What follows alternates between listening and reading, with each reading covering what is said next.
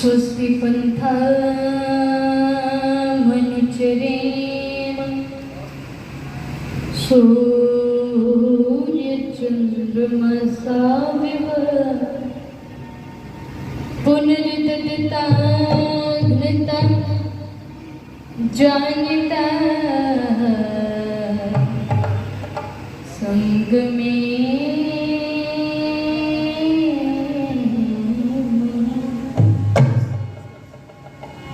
हे प्रभु तेरी शरण में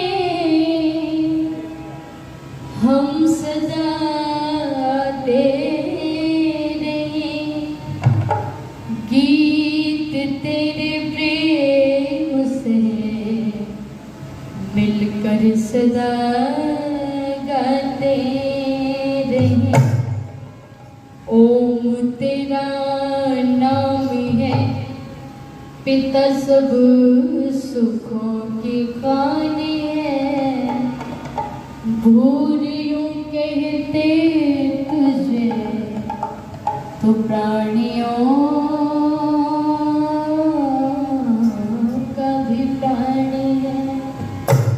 भूर यूं कहते तुझे तो प्राणियों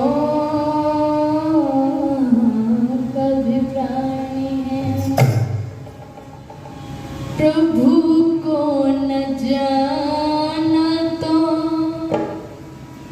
कुछ भी न जाना,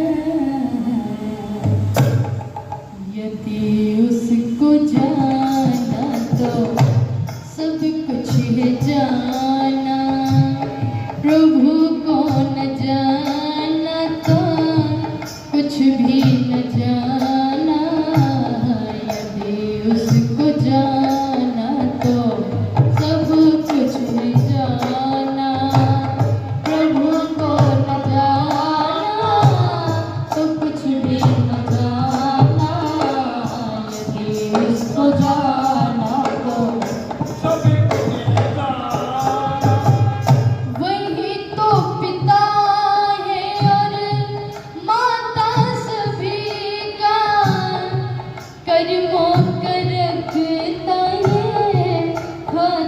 सभी का। वही तो पिता है और माता सभी का, कर्मों का रखता है खाता सभी का।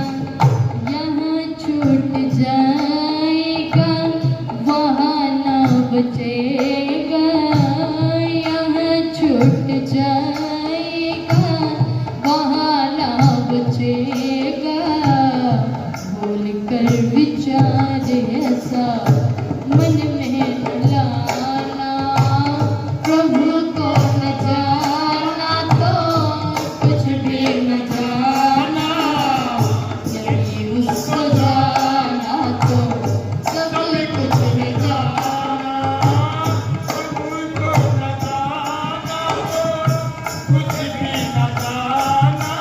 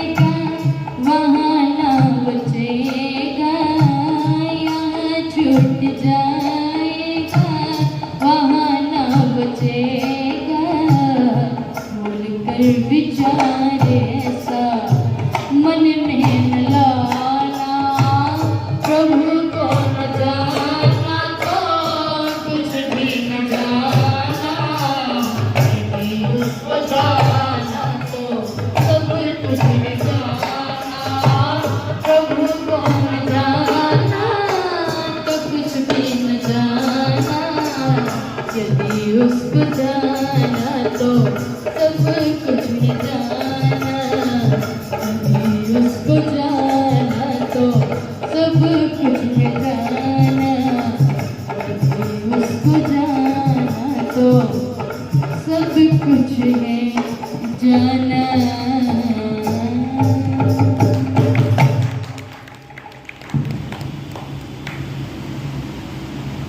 बहुत ही आदर और सम्मान श्रद्धा के योग्य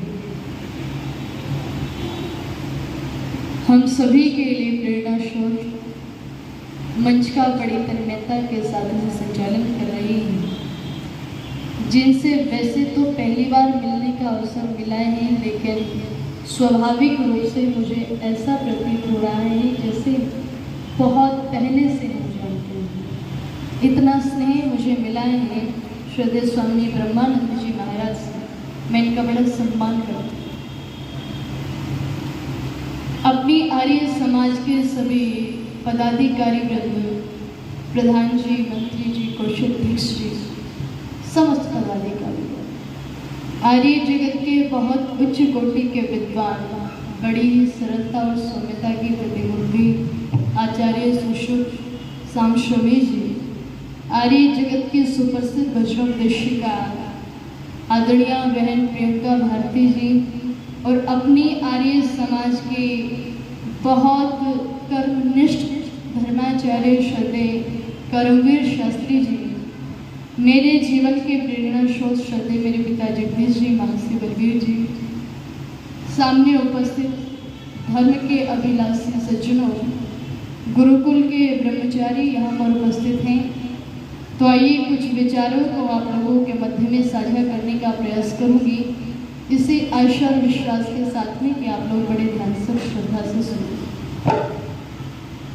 ये जो शरीर परमात्मा ने हमें दिया है और इस शरीर के अंदर जो जीवात्मा बैठी हुई है वो न जाने पहले कितनी यात्रा कर चुकी है और आगे करेगी, हम नहीं जानते।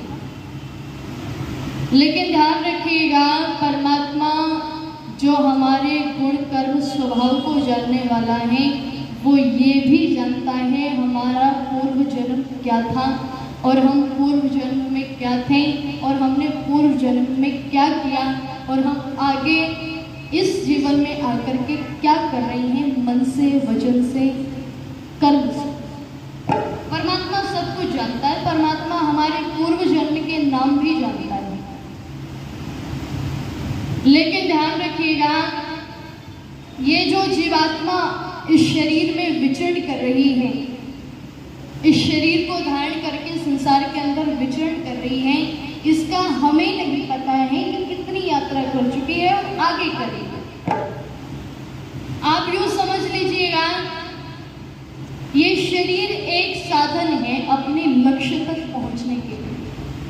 अगर परमात्मा को कोई पा सकता है तो वो मनुष्य ही पा सकता है। इस मनुष्य जीवन में रह करके ही पाया जा सकता है।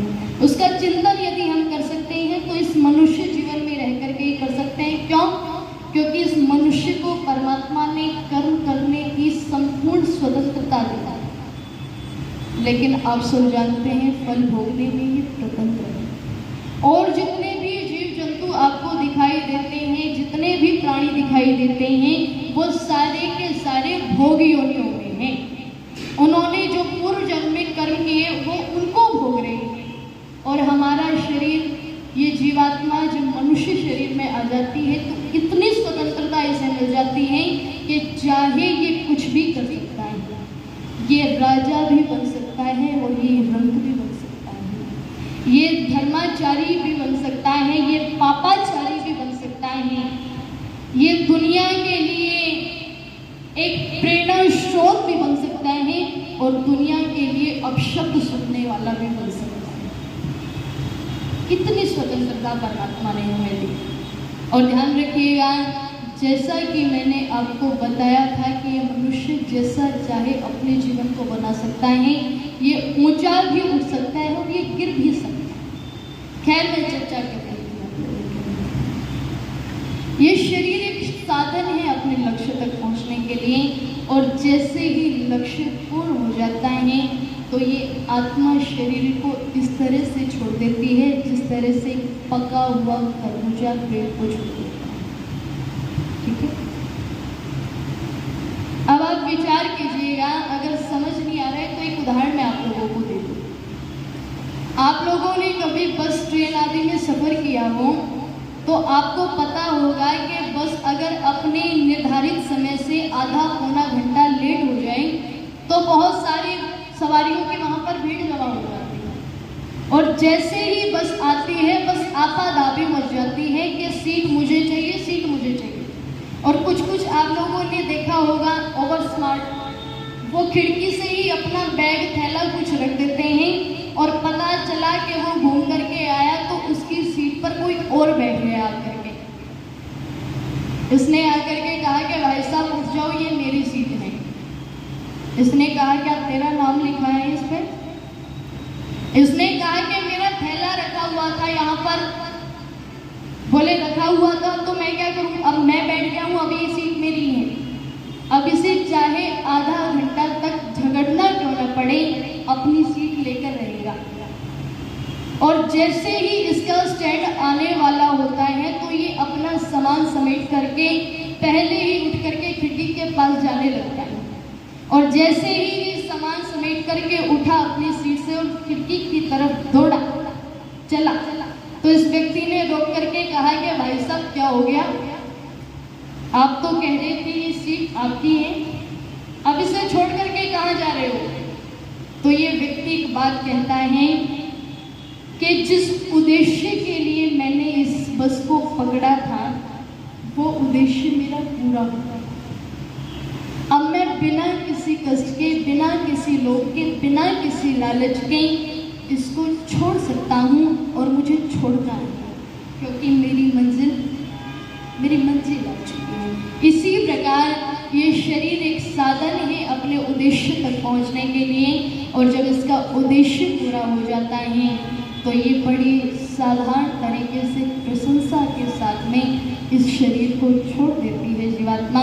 इसलिए जरा सा हम चिंतन करें, विचार करें, आज हमने क्या बोया है, आज हमने क्या बोया है, हमने क्या कर्म किए हैं जिसका हमें सुख रूप में फल मिले, और हमने ऐसे क्या कर्म किए हैं जिसका हमें दुख रूप में फल मिले। लेकिन मैंने जैसा कहा कि जो व्यक्ति के जीवन के अंदर छोटा सा दुख आता है तो रो रो करके, चिल्ला चिल्ला करके परमात्मा को पूछता है कि मैंने तेरा क्या बिगाड़ा था जो इतने दुख मेरे भाग्य में लगे, कहते हैं ना। लेकिन ये नहीं जानते कि जैसा कर्म हमने किया है वो दुख हमारे कर्म का फल है।